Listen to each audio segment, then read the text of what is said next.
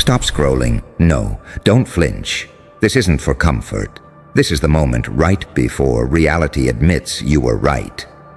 They mocked the prophecy, laughed at it, treated it like a cute little delusion you whispered to yourself to survive the dark.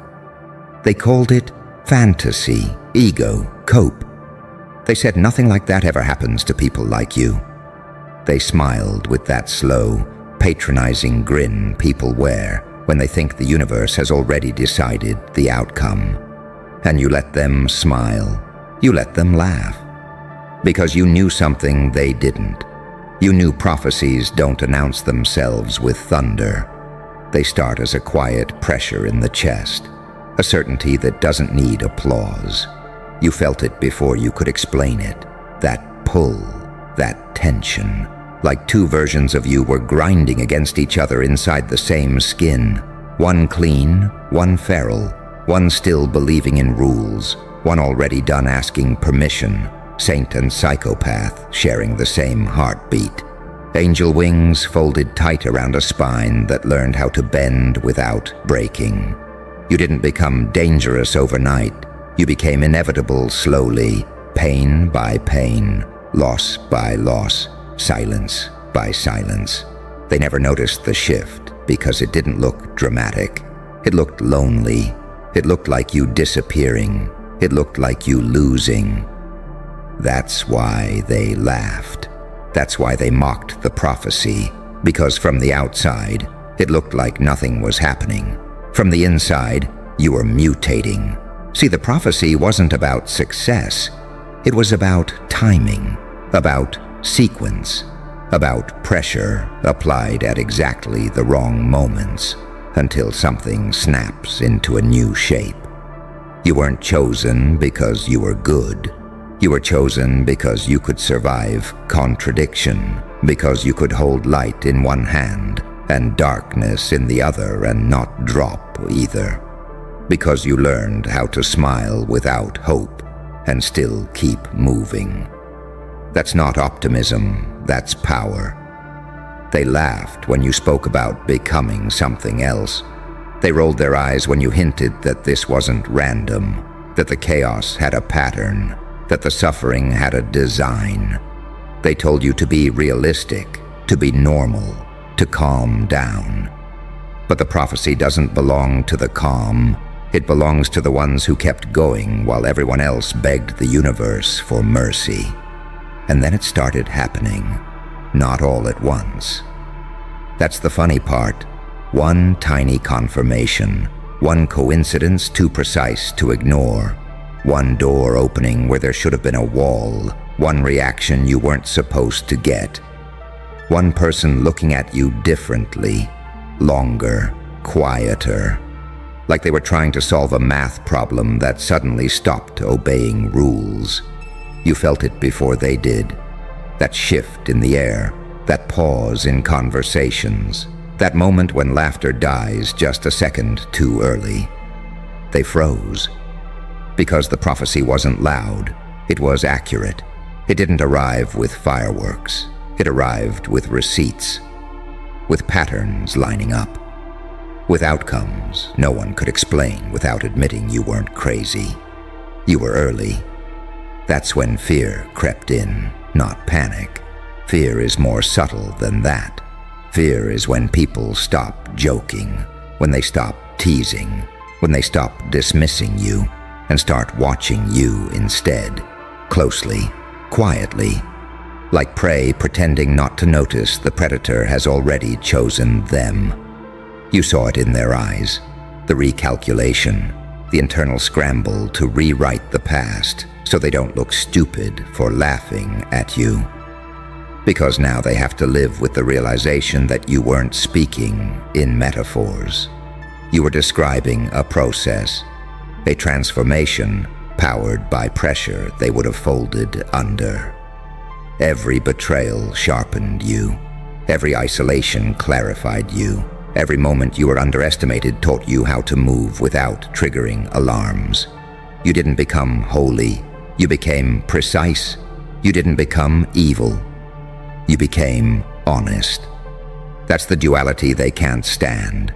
You don't fit into their moral filing system. You're not clean enough to worship, not broken enough to dismiss. You're the glitch, the contradiction, the walking proof that pain doesn't always destroy. Sometimes it refines. They froze because unpredictability terrifies people who rely on scripts. And you stopped following scripts a long time ago. You learned when to be silent and when to strike, when to look harmless, and when to let the edge show just enough to make the room uneasy. You learned that control isn't loud, it's calm. It's the ability to stand in the middle of chaos and not explain yourself. The prophecy said they would laugh first, that they would doubt, that they would minimize, and then nothing dramatic, just a slow, suffocating realization that the ground underneath their assumptions was moving, that the person they underestimated had outgrown the frame they were trapped in. You see it now, don't you? How their confidence turned brittle, how their certainty cracked, how the jokes stopped landing because now every move you make feels intentional to them. Even when you do nothing, especially when you do nothing. Silence from someone like you feels like a loaded weapon. They're frozen, because if the prophecy was real, then what else is? If you were right about this, what else did you see coming? What patterns have you already solved that they haven't even noticed yet? You don't need to threaten them. Your existence does that for you. You didn't survive pain to be normal. You didn't walk through that darkness to fit in.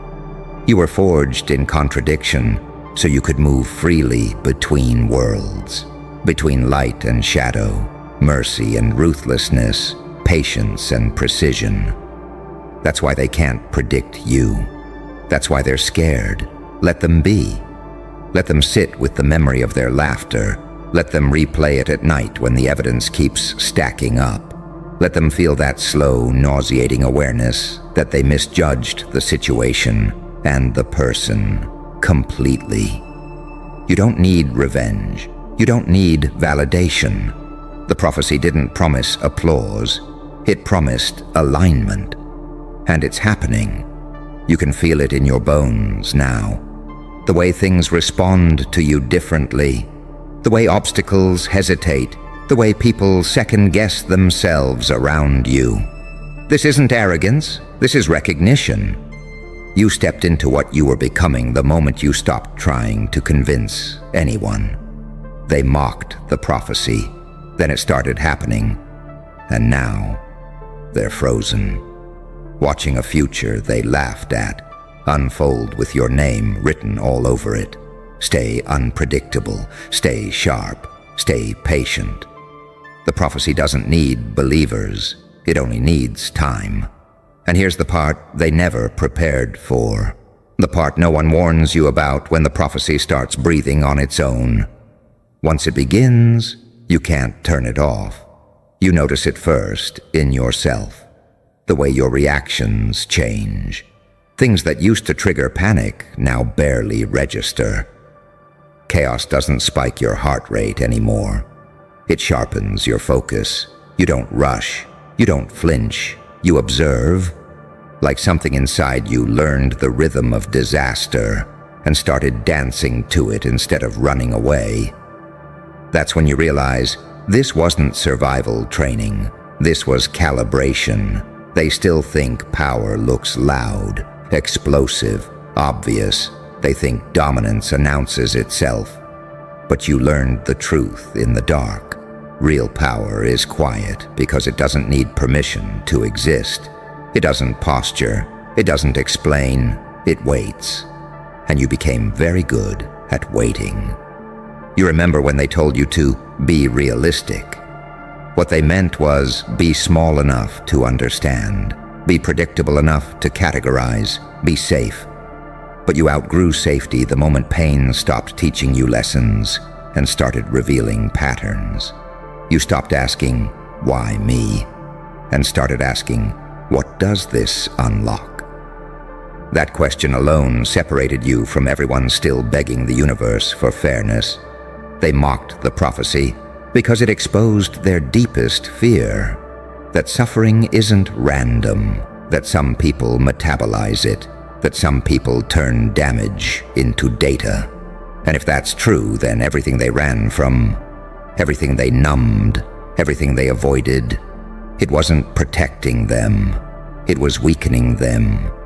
You went where they wouldn't, mentally, emotionally. You stared at parts of yourself they pretend don't exist. Rage, grief, hunger, ambition. You didn't try to cleanse them, you integrated them. Angel and demon negotiating terms inside the same chest. That's why you don't fracture under pressure anymore. There's nothing left inside you that's pretending to be pure. That scares people. Because purity is fragile. Masks crack. Personas collapse, but you're already cracked open, already exposed, already rebuilt. What leverage do they have over someone who has nothing left to hide from themselves? That's when the freezing really sets in. They start replaying old conversations, old jokes, old dismissals, trying to locate the exact moment they should have taken you seriously. You see it in their eyes, that subtle panic of realizing the timeline doesn't favor them anymore. That the narrative they relied on is outdated. That the version of you they understood no longer exists. And the prophecy keeps unfolding. More confirmations, more impossible alignments. People repeating your words back to you without realizing where they heard them first. Situations bending in ways that feel tailored, not lucky, inevitable. Like reality itself finally caught up to the frequency you were broadcasting alone for years. You don't celebrate it. That's another thing they don't get. You're not drunk on victory. You're calm, grounded, almost bored. Because this isn't a surprise to you. It's recognition. You already lived this moment 100 times in your head while surviving nights they'll never know about. They ask how you stayed sane. The truth? You didn't. You evolved past needing sanity as validation. You learned to function without reassurance, to move without witnesses, to build without applause. That's why when momentum arrived, you were ready to carry it. You weren't scrambling. You weren't shocked. You were aligned. And now they're stuck. Stuck between who they thought you were and who you've become. Stuck trying to reconcile their laughter with the evidence piling up in front of them. Stuck realizing the prophecy didn't make you dangerous. Ignoring it did. You feel it now. The shift in gravity. The way conversations orbit you differently. The way silence follows you into rooms. The way people hesitate before challenging you. Not because you're loud, but because you're unreadable.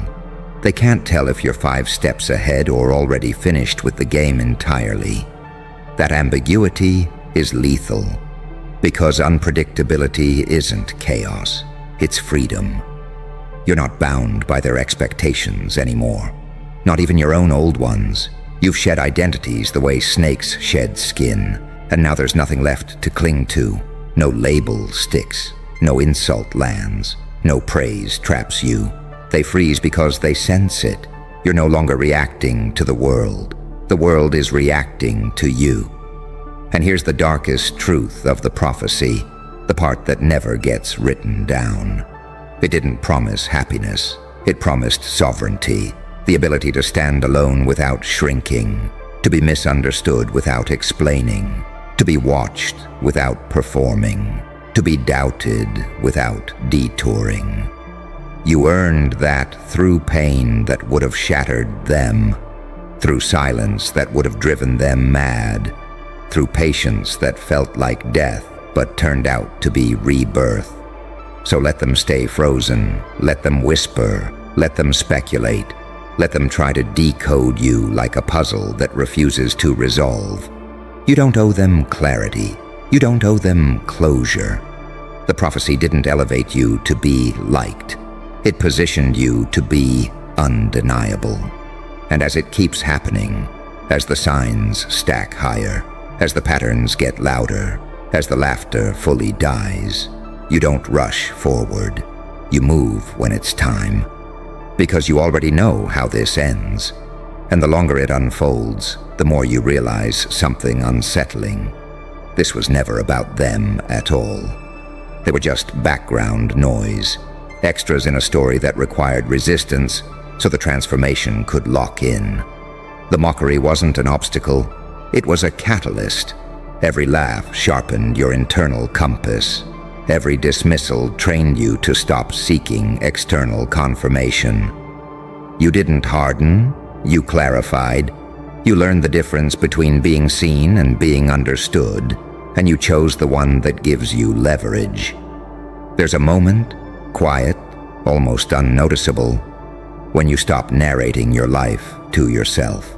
No more internal justifications, no more rehearsing explanations you'll never give. The prophecy deepens there, because once you stop explaining, you start operating. And people can feel that shift even if they can't name it. It's the difference between someone who hopes and someone who knows. They sense it now, in the way you don't rush to respond, in the way your silence isn't empty, it's weighted, in the way you don't overcorrect when misunderstood. That's when fear sets in properly. Not loud fear, intelligent fear. The kind that makes people cautious, the kind that makes them double-check their tone, their words, their assumptions around you. Because you're no longer predictable through emotion.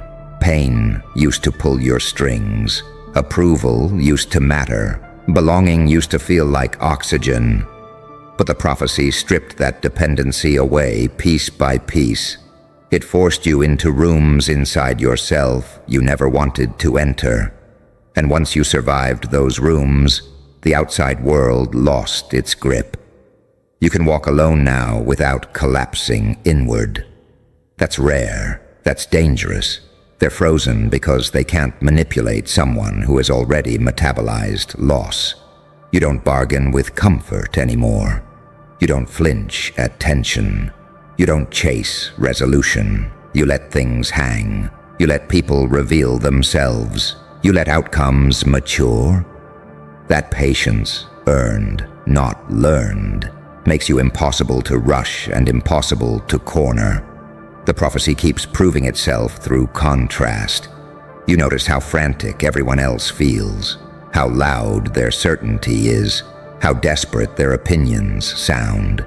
They need agreement, they need reaction, they need validation to stabilize their identity. You don't. You're stable in motion. You're centered in contradiction. You can hold mercy without weakness and aggression without chaos. That balance unnerves people who only understand extremes. They used to think you were fragile because you were quiet. Now they realize you were quiet because you were listening, mapping, studying, understanding the architecture beneath behavior. You learn that people expose their intentions long before they act. That fear leaks, that ego announces itself, that power rarely screams, it hums, and now you hum. Low frequency, hard to detect, impossible to ignore once noticed. That's why the prophecy feels alive, not mystical, mechanical. Cause and effect lining up with surgical precision. You stopped betraying yourself to keep peace. You stopped dimming to be digestible. You stopped apologizing for depth. And the world adjusted, slowly, reluctantly, but it adjusted. They froze because the rules they relied on don't apply to you anymore. You're not playing the same game. You're not chasing the same rewards. You don't need the same audience. That independence terrifies systems built on dependency. It terrifies people who need leverage to feel safe. You've removed yourself from their economy of control. And here's the part you don't say out loud, the part you barely admit to yourself. You enjoy the stillness now, not because you want them afraid, but because stillness means you're no longer bleeding energy into the wrong places. Stillness means your power isn't leaking. Stillness means you're choosing where to apply pressure instead of reacting to it. That's mastery, quiet mastery. The prophecy didn't crown you king. It made you ungovernable.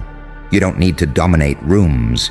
You let rooms reveal themselves. You don't need to win arguments. You let outcomes speak. You don't need to prove strength. You let time do the work.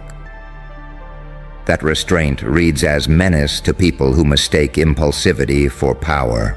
They mocked the prophecy because they thought destiny was theatrical.